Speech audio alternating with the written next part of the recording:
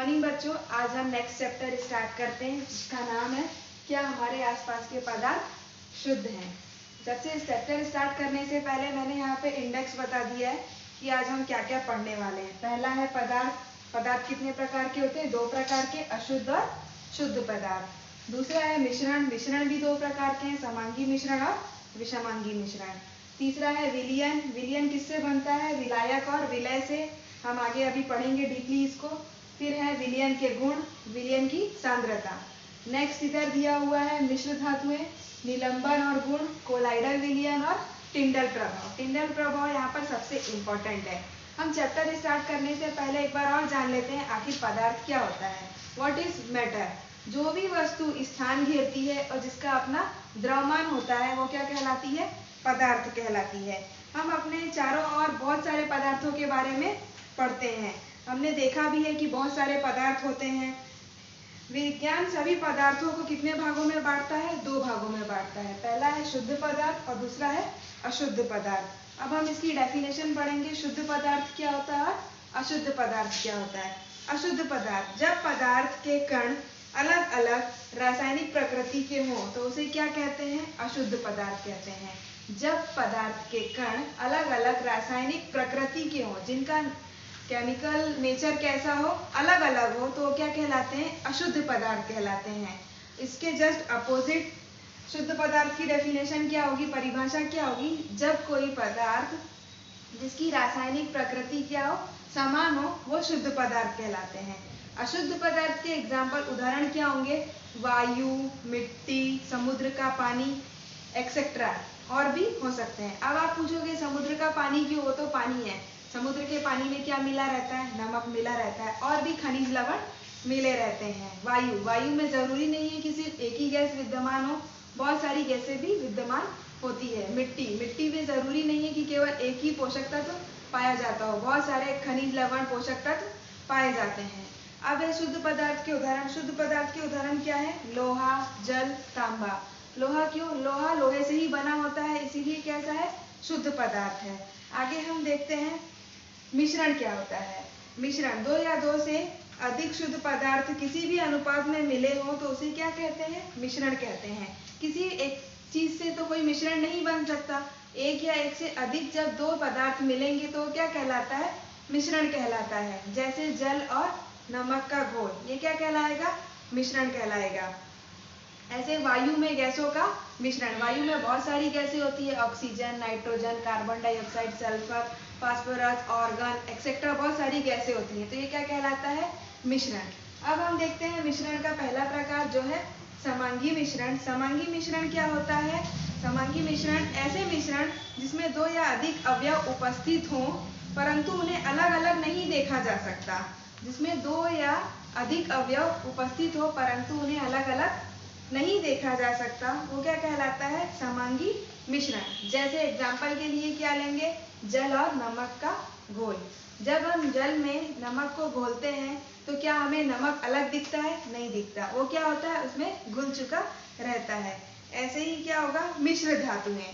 मिश्र धातुएं जब, जैसे पीतल, पीतल किससे बनता है? जस्ता और तांबा से मिलकर बनता है, तो क्या हमें उसमें अलग अलग दिखता है कि तांबा है या ये जस्ता है? नहीं दिखता। तो ये क्या होता है? समांगी मिश्रण होता है। एक बार और समांगी मिश्रण की परिभाषा बताती हूँ। ऐसे मिश्रण जिसमें 2 या अधिक अवयव उपस्थित होते हैं परंतु उन्हें अलग अलग नहीं देखा जा सकता, वो क्या कहलाते हैं? समांगी मिश्रण। नमक और पानी का मिश्रण। अब देखते हैं विषमांगी मिश्रण। ऐसे मिश्रण जिसमें 2 या अधिक अवयव उपस्थित होते हैं लेकिन उन्हें देखा जा सकता है। समांगी मिश्रण में देखा नहीं जा सकता, विषमांगी मिश्रण में देखा जा सकता है। जैसे तेल और पानी का मिश्रण। कभी पानी में आप प्रैक्टिकली इसको करके देखना, कभी पानी में तेल की 2-4 बूंद डाल देना तो तेल क्या होता है? ऊपर पानी की लेयर पे तैरने लगता है, तो ये क्या ऐसा है? विषमांगी मिश्रण। अब हम पढ़ेंगे विलयन क्या होता है। विलयन क्या होता है? विलयन 2 या 2 से अधिक पदार्थों का क्या है? समांगी मिश्रण है। विलयन तीनों अवस्थाओं में हो सकता है, ठोस में भी हो सकता है, द्रव में भी हो सकता है और गैस में भी हो सकता है। विलयन क्या है? समांगी मिश्रण है। विलयन के कण में समांगिकता होती है। नमक और पानी का स्वाद हमेशा क्या होता है, एक समान रहता है। जब हम नमक पानी बनाते हैं या नींबू पानी बनाते हैं तो ज़रूरी नहीं है कि ग्लास में ऊपर की तरफ हमें सिर्फ नींबू का टेस्ट आता है या सबसे नीचे ग्लास में नींबू का टेस्ट आता है। क्या होता है, पूरे ग्लास में जितना ग्लास हमने पानी लिया था उसमें हमें पूरे नींबू और नमक का टेस्ट आता है, क्योंकि नमक और पानी के कण क्या होते हैं, समान रूप से पानी में घुल जाते हैं। अब है विलायक और विलय क्या होता है। विलयन में जिस पदार्थ की मात्रा अधिक होती है उसे विलायक कहते हैं और जिस पदार्थ की मात्रा कम होती है उसे विलयन कहते हैं। जैसे नमक और पानी का घोल हमने तैयार किया तो यहाँ पर विलायक क्या है, पानी है, और विलय क्या है, नमक है। विलायक पानी क्यों है, मैंने विलायक की परिभाषा क्या बताई, मैंने बताया विलयन में जिस पदार्थ की मात्रा अधिक होती है। यहाँ पर दो पदार्थ कौन से थे, नमक और पानी। मैंने एक गिलास पानी लिया और आधा चम्मच नमक लिया, तो पानी की मात्रा ज़्यादा होने के कारण पानी क्या है, विलायक है, और नमक की मात्रा कम होने के कारण नमक क्या है, विलय है। उदाहरण, एक गिलास पानी में एक चम्मच शक्कर, जैसे मैंने अभी एग्जाम्पल आपको बताया। अब बात करते हैं कोल्ड ड्रिंक की। जैसे कोल्ड ड्रिंक है तो इसमें कौन सी गैस रहती है, कार्बन डाइऑक्साइड गैस विद्यमान होती है। इसीलिए यहाँ पर कोल्ड ड्रिंक में क्या क्या होता है, पानी और कार्बन डाइऑक्साइड। जैसे ही हम कोल्ड ड्रिंक की बोतल खोलते हैं तो एकदम गैस निकलती है, एकदम सिसक के हवा जैसा निकलता है। तो यहाँ पर पानी क्या है, विलायक है, क्योंकि पानी की मात्रा क्या होती है, ज़्यादा होती है, और विलय क्या होगा, CO2 या कार्बन डाइऑक्साइड गैस। अब वायु की बात करते हैं। एयर में भी कौन कौन सी गैसें होती है, नाइट्रोजन रहती है, ऑक्सीजन रहती है, और कार्बन डाइऑक्साइड रहती है, अन्य गैसें रहती है। तो सबसे ज्यादा परसेंट किसका रहता है, नाइट्रोजन का। वायुमंडल में नाइट्रोजन कितने परसेंट होती है, 78%। कार्बन ऑक्सीजन कितने परसेंट होती है, 21%। कार्बन डाइऑक्साइड 0.03%, और बाकी जितना भी परसेंट है वो अन्य गैसें होती हैं। तो इसमें भी हम बता सकते हैं कि विलायक क्या है, विलायक क्या है, नाइट्रोजन है, और जिसकी मात्रा सबसे कम होती है वो क्या होता है, विलय, मतलब अन्य गैसें क्या है, विलय है। अब हम पढ़ते हैं विलयन के गुण। अभी तक हमने 3 टॉपिक देख लिए हैं, पदार्थ क्या होता है, मिश्रण क्या है, विलयन क्या है, कैसे बनता है, विलायक और विलय क्या होते हैं। अब हम देखते हैं विलयन के गुण। अब हम देखते हैं विलयन के गुण। विलयन में कौन कौन से गुण होते हैं। विलयन की पहली प्रॉपर्टी है, विलयन क्या है, समांगी मिश्रण है। समांगी मिश्रण क्यों है, क्योंकि मैंने समांगी मिश्रण की परिभाषा क्या बताई थी, इसमें 2 या 2 से अधिक अवयव उपस्थित होते हैं परंतु इन्हें आंखों से नहीं देखा जा सकता। और विलयन किससे बना होता है, विलायक और विलय से। सेकंड प्रॉपर्टी क्या है, इसके कण का व्यास 1 नैनोमीटर होता है, इसे आंखों से नहीं देख सकते। 1 नैनोमीटर किसके बराबर होता है, 10⁻⁹ मीटर के बराबर होता है। प्रकाश किरण को फैलाते नहीं है और प्रकाश का मार्ग दिखाई नहीं देता। छानने की विधि द्वारा विलय के कणों को विलयन में से अलग नहीं किया जा सकता। छानने की विधि द्वारा विलय को अलग नहीं किया जा सकता। क्यों नहीं किया जा सकता, क्योंकि विलयन क्या है, समांगी मिश्रण है। समांगी मिश्रण में तो अवयव क्या होता है, पूरी तरह से घुल चुका रहता है। विलयन को शांत छोड़ने पर भी विलय के कण नीचे नहीं बैठते, विलयन स्थायी रहता है। आपने प्रैक्टिकल आप करोगे, नींबू पानी का घोल बनाओगे तो आप देखना, अगर आप उसको ग्लास को रख देते हो तो क्या नींबू ऊपर नीचे बैठ जाता है या शक्कर ऊपर तैरती रहती, ऐसा नहीं होता, वो पूरा पानी में मेल्ट हो जाता है। अब हम देखते हैं विलयन की सांद्रता क्या होती है। विलयन की सांद्रता, इसके द्वारा हम जान सकते हैं कि किसी विलयन में किसी पदार्थ की कितनी मात्रा घुली हुई है। किसी विलयन में किसी पदार्थ की, कोई भी चीज़ हम लेने से पहले उसकी क्वांटिटी के हिसाब से किसी भी चीज़ को हम लेते हैं। तो विलयन की सांद्रता में हम क्या देखेंगे कि किसी भी विलयन में पदार्थ की कितनी मात्रा घुली हुई है। विलयन की किसी निश्चित मात्रा में घुले हुए विलय पदार्थों की मात्रा को विलयन की सांद्रता कहते हैं। विलयन की किसी निश्चित मात्रा में घुले हुए विलय पदार्थों की मात्रा को विलयन की सांद्रता कहते हैं। नेक्स्ट है मिश्र धातुएं। मिश्र धातुएं, मिश्र मतलब समझ ही आ रहा होगा, मतलब कॉम्बिनेशन।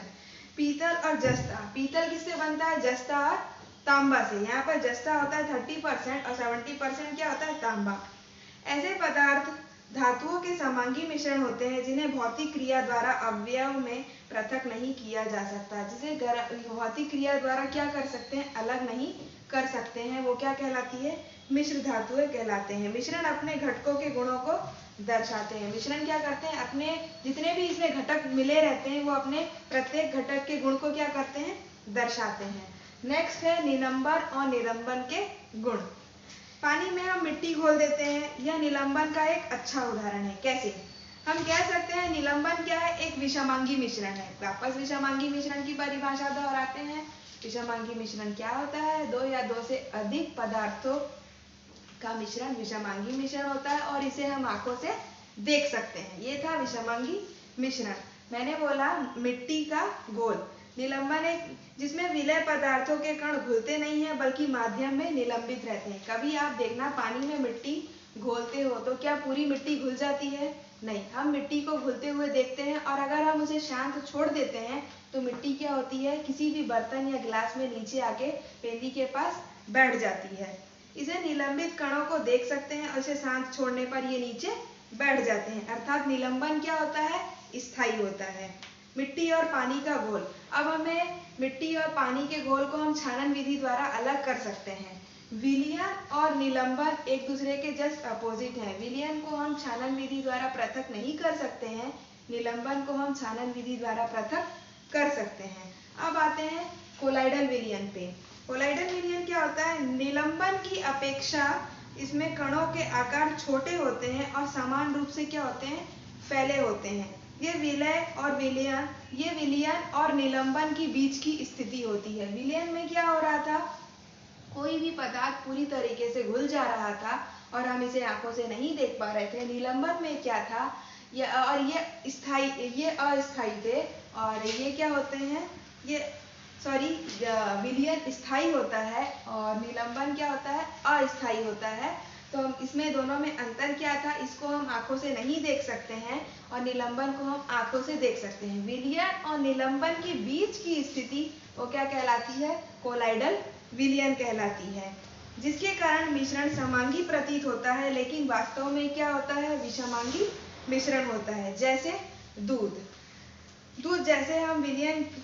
जिसे हम विलयन भी कह सकते हैं और निलंबन, जिसे हम विलयन भी नहीं कह सकते और निलंबन भी नहीं कह सकते, ये दोनों के बीच की स्थिति होती है। इसीलिए किसका एग्जाम्पल है, कोलाइडल विलयन का एग्जाम्पल है। कोलाइडल विलयन के कणों का आकार क्या होता है, छोटा होता है, जिसे हम अपने नग्न आंखों से नहीं देख सकते हैं, लेकिन ये कण प्रकाश किरणों को आसानी से क्या करते हैं, ट्रांसपेरेंट करते हैं या फैला देते हैं। इस प्रकार प्रकाश किरण का फैलना ही क्या कहलाता है, टिंडल प्रभाव कहलाता है। अगर आपसे एग्जाम में क्वेश्चन पूछा जाएगा कि कौन से विलयन द्वारा टिंडल प्रभाव तैयार होता है, टिंडल प्रभाव को देखा जा सकता है, तो विलयन और निलंबन इसका आंसर नहीं होगा। इसका आंसर क्या होगा, कोलाइडल विलयन। जब प्रकाश की किरण को कोलाइडल विलयन से निकलती है तो कोलाइडल विलयन प्रकाश की किरण को फैला देते हैं। यही क्या कहलाता है, कोलाइडल विलयन कहलाता है। एक बार स्टार्टिंग से मैं आपको रिवाइज कर देती हूँ कि हमने इस चैप्टर में क्या पढ़ा था। पदार्थ क्या होते हैं, पदार्थ के दो प्रकार पढ़े थे, फिर मिश्रण पढ़ा था, उसके बाद विलयन पढ़ा था, विलयन के गुण, विलयन की सांद्रता, मिश्र धातु, निलंबन के गुण, कोलाइडल विलयन और टिंडल प्रभाव। इसका PDF मैं आपको ग्रुप में सेंड कर दूंगी और आप कल की क्लास में हम इसके आगे के कुछ टॉपिक कंटिन्यू करेंगे।